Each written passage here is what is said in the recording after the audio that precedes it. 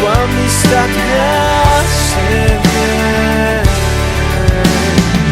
Es verdad, así lo siento, eres parte de mis sueños, no te miento. Esto os mando, que os améis unos a otros. Juan 15:17. Como aire en el verano, como abrigo en el invierno, tu amistad me hace bien. Buenas noches. Los saludo hoy, 6 de septiembre, mes de comunión. Volveremos a este encuentro, tu amistad me hace bien. Les doy la bienvenida a nuestro tiempo de comunión de los miércoles en la noche. Estaremos atentos al tema Amistad con el mundo. Tu amistad me hace bien.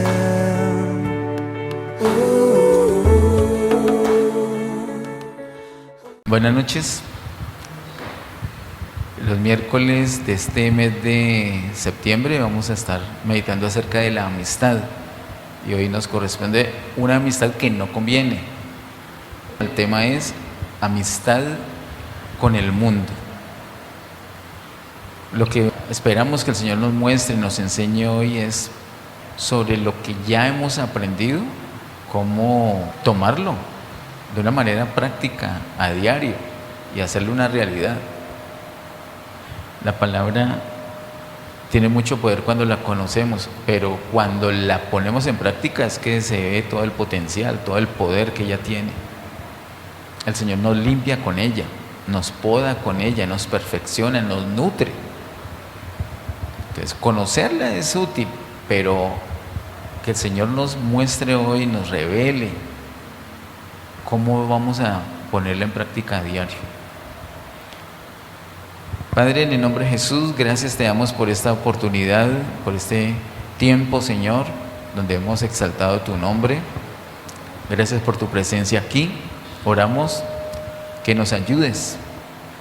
Envía tu luz y tu verdad. Enséñanos todo tu consejo. En el nombre de Jesús. Amén.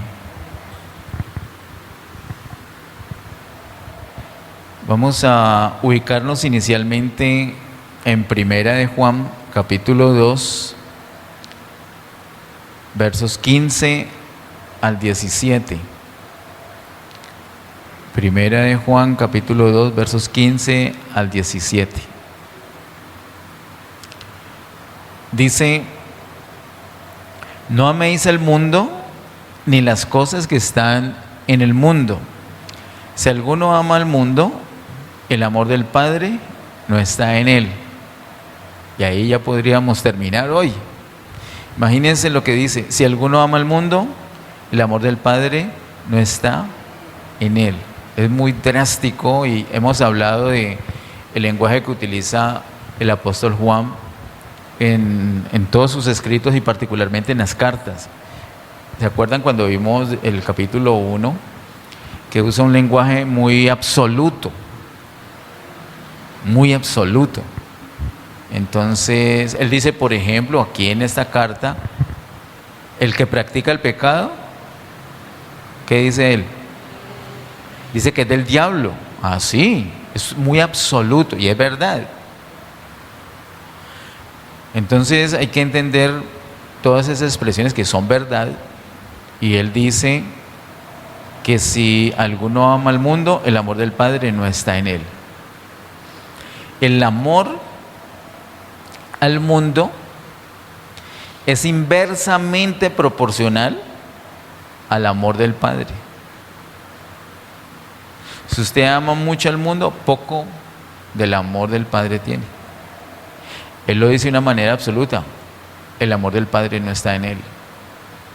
No está rigiendo, no está como prioridad, no está controlando esa vida, no se está manifestando como debe. Así tenga todo el potencial, porque esa carta no es para inconversos, es para creyentes. Y quiero recordarles algo que hemos visto ya también reciente. Estas palabras las dice el apóstol Juan específicamente a unas personas que ya se han fortalecido por permanecer en la palabra y han vencido al maligno. No es que, estas personas son nuevecitas y vamos a hablarles del mundo porque ellos tienen que entender una relación de cuidado con el mundo. No, son personas que ya tienen la palabra, la retienen, se han fortalecido y han vencido al maligno. Entonces, como eso ya sucedió con estas personas, el diablo no viene de buenas a primeras como diablo a ponerle una tentación o arrastrarlo porque esa persona ya le venció. Entonces, ¿qué va a hacer? Va a llevarse una derrota otra vez el diablo, pero envía su mensajero. O viene disfrazado, envía a su siervo llamado mundo, y ahí con esa corriente, sinceramente, con todo respeto les digo que tal vez muy poquitos o tal vez ninguno de nosotros ha logrado que no sea arrastrado de alguna manera. A veces se nos pega una palabra que no es, un hábito que no es, una agenda que no es, unas prioridades incorrectas como las del mundo, y caemos fácilmente en ciertas cosas. Por ejemplo, más fácil que irnos a acostumbrarnos a ir a una discoteca o a un lugar a emborracharnos, que eso es mundano. De pronto no caemos en eso, de pronto no en eso, pero sí caemos en el afán del mundo. Entonces no nos emborrachamos, pero sí tenemos afán, y vamos a trabajar con afán, y nos afanamos por el vestido, por la vivienda, por el transporte, por la comida, por la salud. Nos afanamos. Y el Señor en Mateo 6 dice clarito que eso es del mundo. Dice que así hacen literalmente dice allí, los gentiles. Pero dice, pero vuestro Padre sabe que tenéis necesidad de todas esas cosas. ¿Ya? El Padre sabe, es papá, somos hijos, ¿ya? Está hecho. No hay que tener afán. Hay que trabajar sin afán. Hay que procurar el vestido sin afán. Hay que invertir sin afán. Hay que estudiar sin afán. Hay que estar sin afán.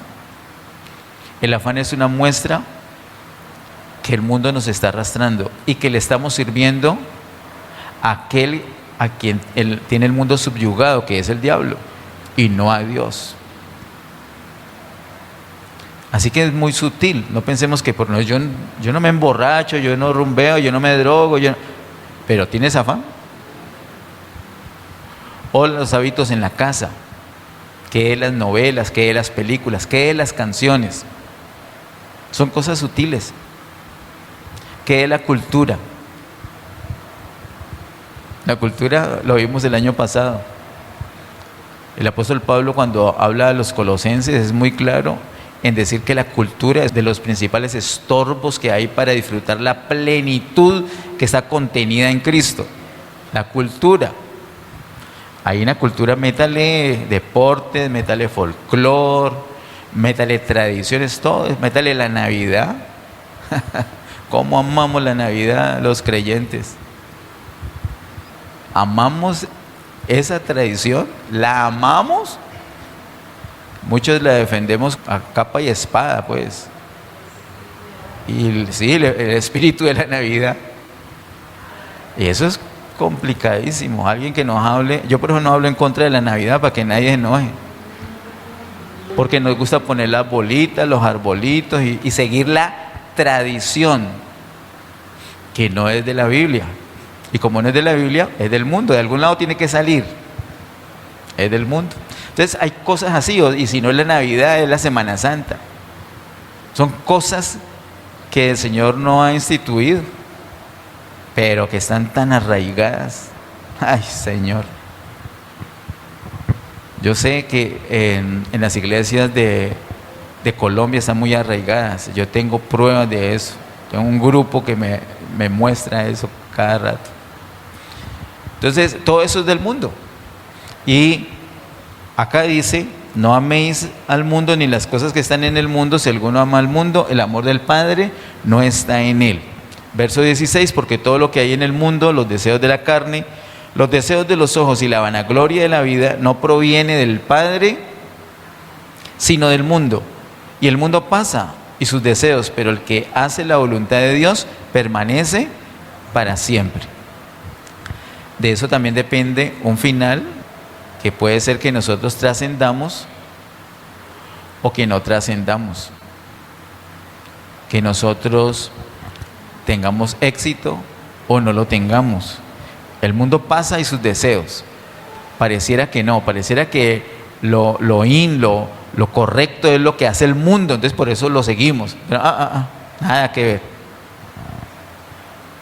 El mundo pasa y sus deseos. Pero el que hace la voluntad de Dios permanece para siempre.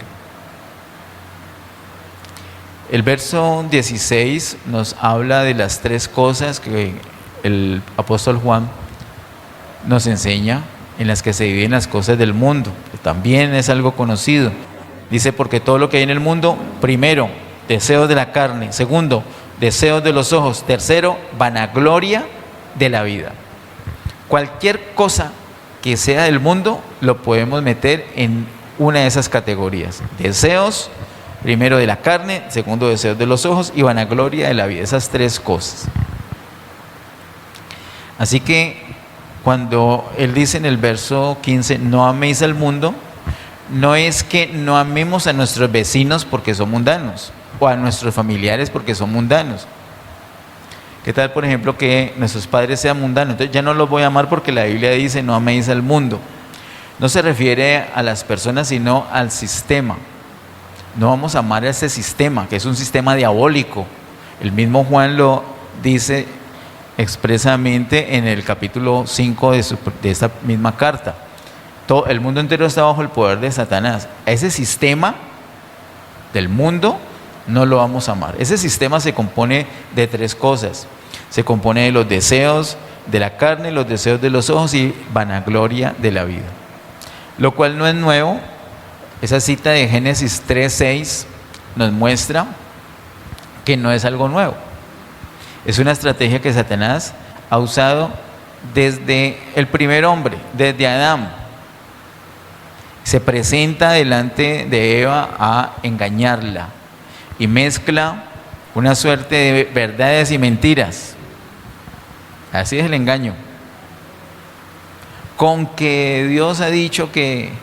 Entonces le mezcla verdades y mentiras. Sin embargo, la mujer sabía bien la verdad, había sido bien enseñada por el hombre en cuanto a la verdad, y le dice, no, la verdad es esta. Y parece ella de mucha autoridad espiritual y muy valiente, muy firme al contender o al confrontar a Satanás diciéndole la verdad. Y hay cosas que parece que hacemos con firmeza y con autoridad, como si fuera la voluntad de Dios, que no son. No era la voluntad de Dios que esa mujer hablara con Satanás. Ella debió inmediatamente salir corriendo y esconderse detrás de Adán. Y Adán era el que tenía que enfrentar la situación. Allí en Génesis capítulo 3 hay una enseñanza muy temprana en la Biblia para que la tengamos en cuenta todos los días de nuestra vida. Génesis 3:6. Y vio la mujer que el árbol era bueno para comer, deseos de la carne, porque era bueno para comer. Luego dice, y que era agradable a los ojos, deseos de los ojos, y árbol codiciable para alcanzar la sabiduría, vanagloria de la vida. Están las tres cosas, incluso en el mismo orden que las menciona el apóstol Juan. Ese fue el primer episodio que tenemos en la Biblia de la tentación de Satanás con estas tres cosas, con las cosas del mundo. ¿Y cómo le fue al hombre? Muy mal, muy mal. Hizo todo al revés. Ella no debió ponerse a hablar con él. Ella debió esconderse detrás de Adán y Adán como hombre hablar. Y esta es una enseñanza para nosotros, porque la iglesia es una Eva que tiene su Adán. Nuestro Adán es Cristo. Cada vez que Satanás venga a tentarnos con las cosas del mundo, cada vez que Satanás venga a tentarnos con los deseos de la carne, los deseos de los ojos y vanagloria de la vida, nosotros no tenemos que ser, bueno, tan firmes, tan espirituales que vamos a enfrentarlo. Nosotros somos la mujer, nosotros somos la esposa. Tenemos que salir corriendo detrás de nuestro Adán, detrás de nuestro Cristo. Quedarnos en Cristo y que allí el Señor sea el que actúa. Esa es la victoria. De eso depende la victoria o la derrota, no de otra cosa. Ya lo sabemos, sí. Y mire, Eva sabía o no. Claro, sabía bien. Pero tenía que esconderse en Cristo. Ella tenía que esconderse en Adán, así como nosotros nos tenemos que esconder en Cristo. ¿Por qué en Cristo? Vamos a Lucas capítulo 4.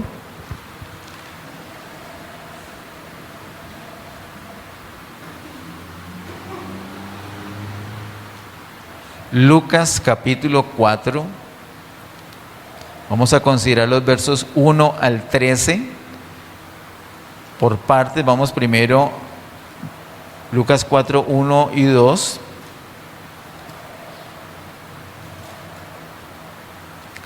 Dice Lucas capítulo 4, versos 1 y 2. Jesús, lleno del Espíritu Santo, volvió del Jordán y fue llevado por el Espíritu al desierto por 40 días y era tentado por el diablo y no comió nada en aquellos días, pasados los cuales tuvo hambre.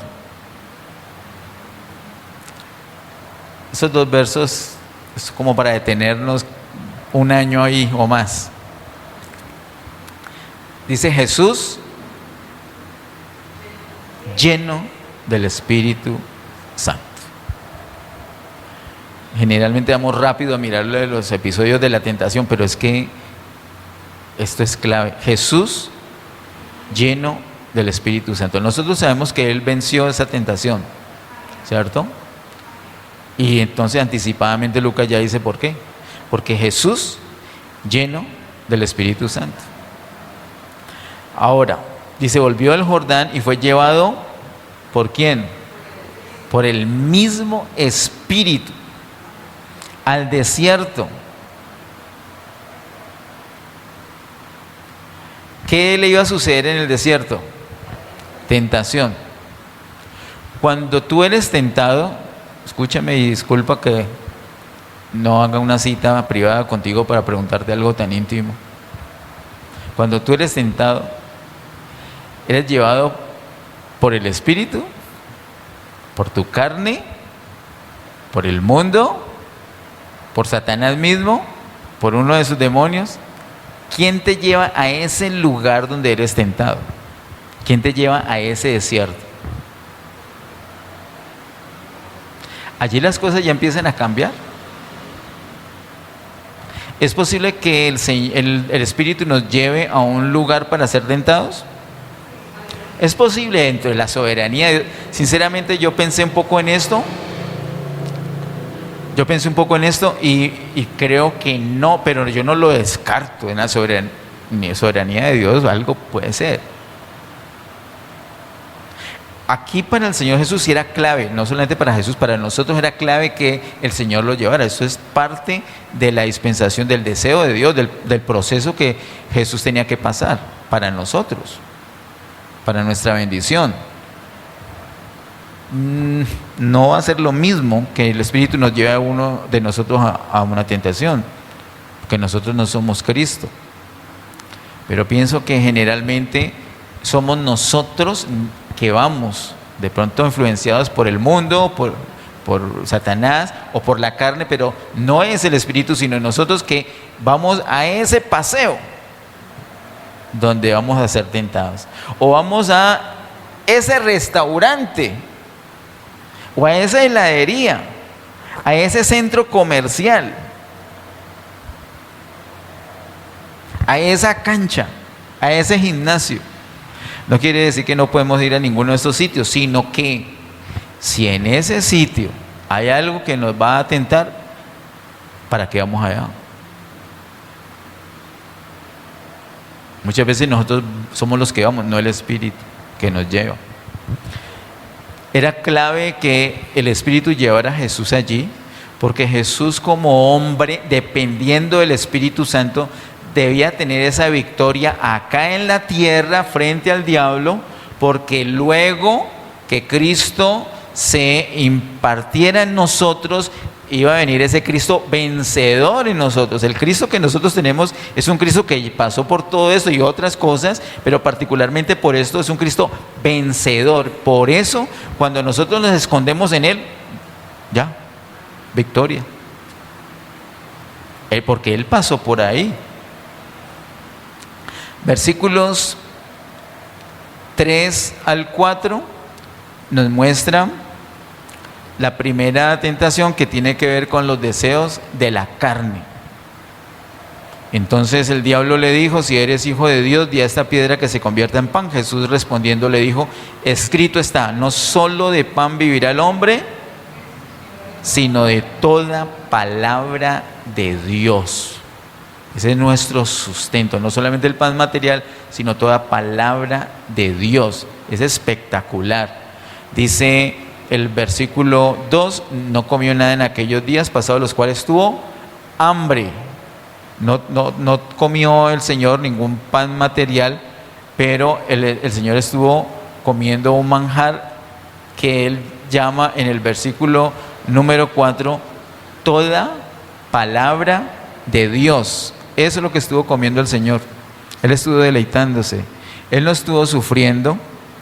Él estuvo deleitándose de toda palabra de Dios. Eso fue lo que lo sustentó. Lleno del Espíritu Santo. Y durante esos 40 días estaba alimentándose de la palabra. Pobre diablo, no tenía chance. ¿Qué chance va a tener el diablo con una persona llena del Espíritu que ha estado por 40 días siendo sustentado con la palabra de Dios? No tiene chance.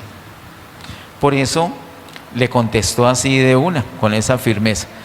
En los versículos siguientes, 5 al 8, están los deseos de los ojos. Dice: y le llevó el diablo a un alto monte y le mostró en un momento todos los reinos de la tierra. Mire que dice que le mostró.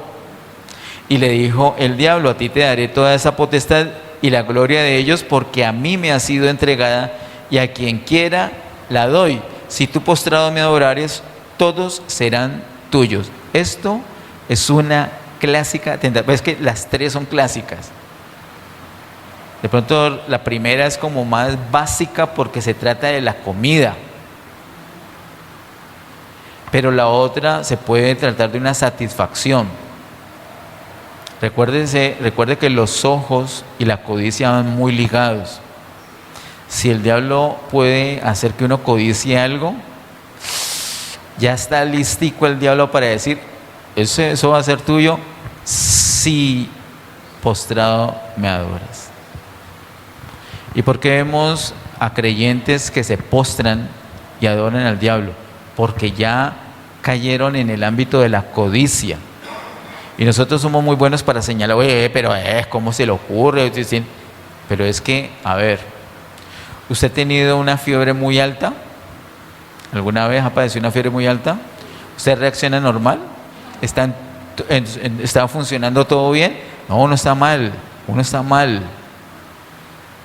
Entonces, estar en una tentación, caer en una tentación, es así. La persona no está bien. A veces uno no entiende una persona que cae en depresión.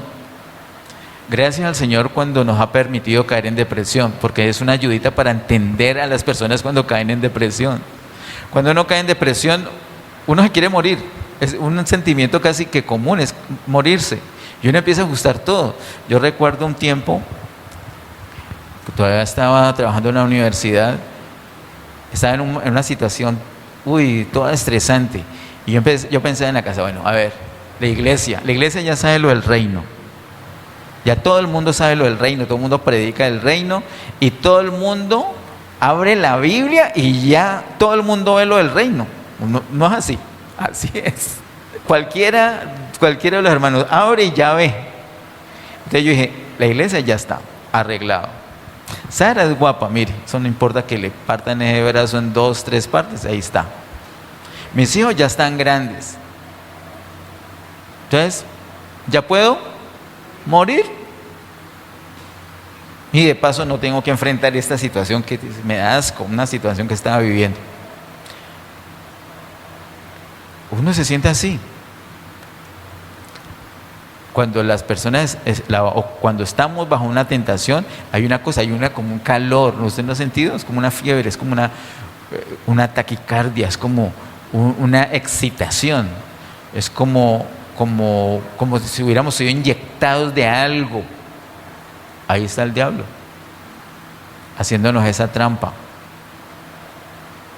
Entonces resultamos postrándonos y adorando. Pensaríamos que no, pero por la codicia de lo que hemos visto con nuestros ojos, nos postramos y adoramos. Pero el Señor no lo hizo.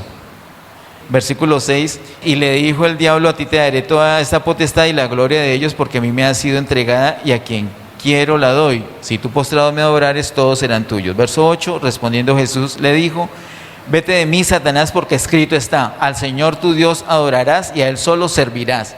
Mire el poder que hay en la Escritura. ¿Ustedes saben esa Escritura? Esta se la sabe, y si no, hoy no la aprendemos.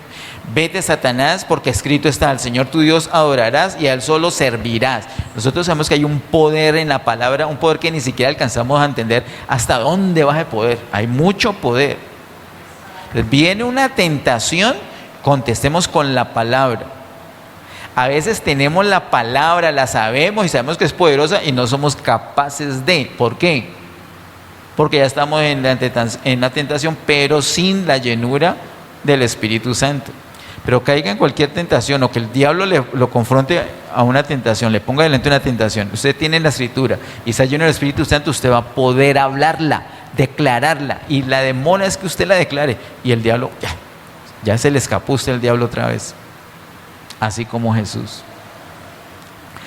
Luego en los versículos 9 al 12 está la tentación con la vanagloria de la vida. Dice versículos 9 al 12: y le llevó a Jerusalén y le puso sobre el pináculo del templo y le dijo: si eres hijo de Dios, échate de aquí abajo, porque escrito está: a sus ángeles mandará acerca de ti que te guarden, y en las manos te sostendrán para que no tropieces con tu pie en piedra.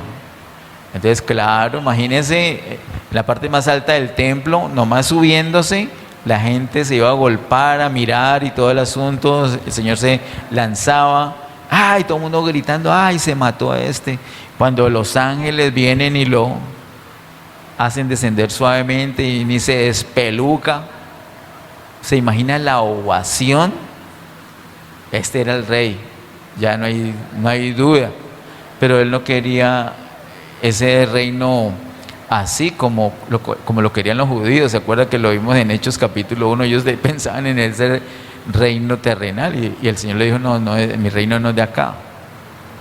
Él no quería ser un rey, él quería ser un pan para que lo pudiéramos comer. Tan bello el Señor. Así que él no cayó en eso, en esa vanagloria.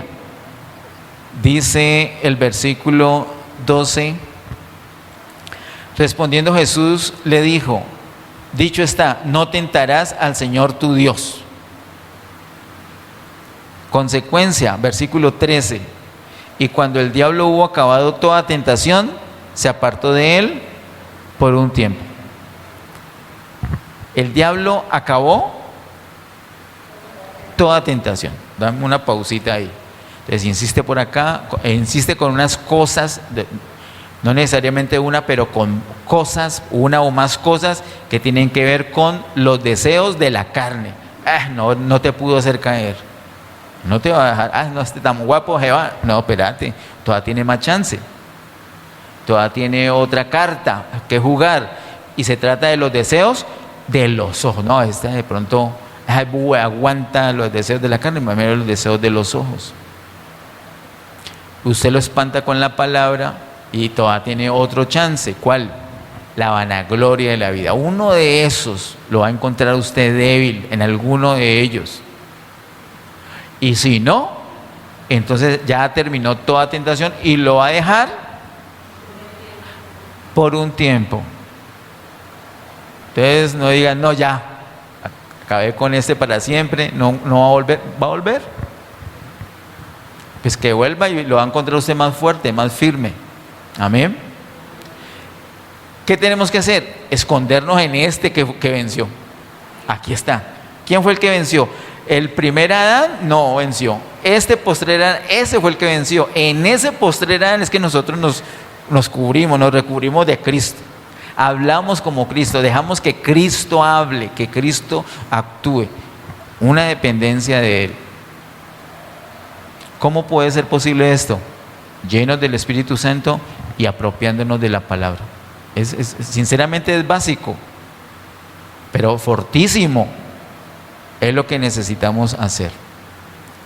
Vamos a la parte final, por favor, con Santiago, capítulo 4, versos 4 y 5. Santiago capítulo 4, versos 4 y 5 dice: Oh amas adúlteras, ¿no sabéis que la amistad del mundo es enemistad contra Dios? Cualquiera pues que quiera ser amigo del mundo se constituye enemigo de Dios. ¿O pensáis que la Escritura dice en vano: el Espíritu que Él ha hecho morar en nosotros nos anhela celosamente? Estos dos versículos 4 y 5 van ligados. Si vemos uno solo de ellos, podemos mirar muchas cosas, pero si los vemos juntos, miramos más, ganamos más. Son juntos, el 4 y el 5. Los otros los podría usted desligar.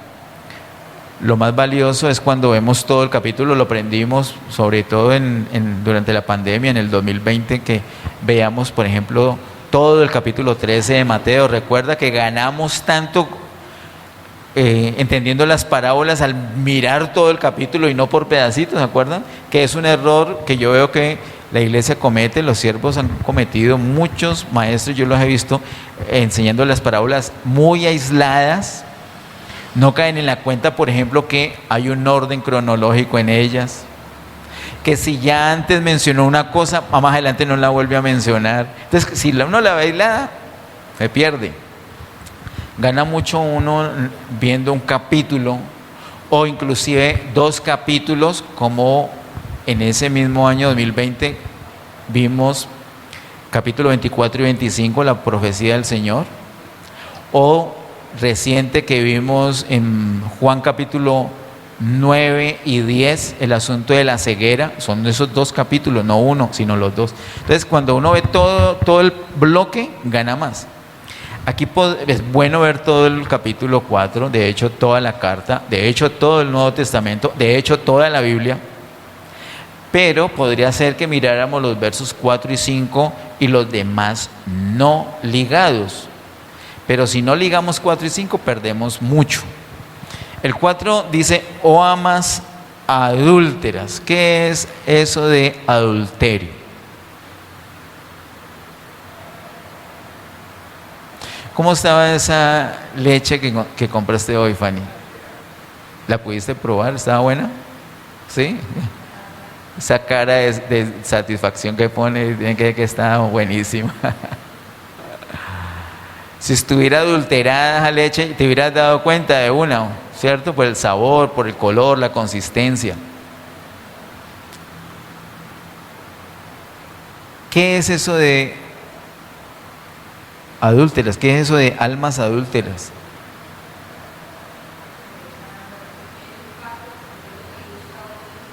Es un alma que ya ha hecho un pacto con Dios y adultera ese pacto de alguna manera, porque nosotros estamos desposados.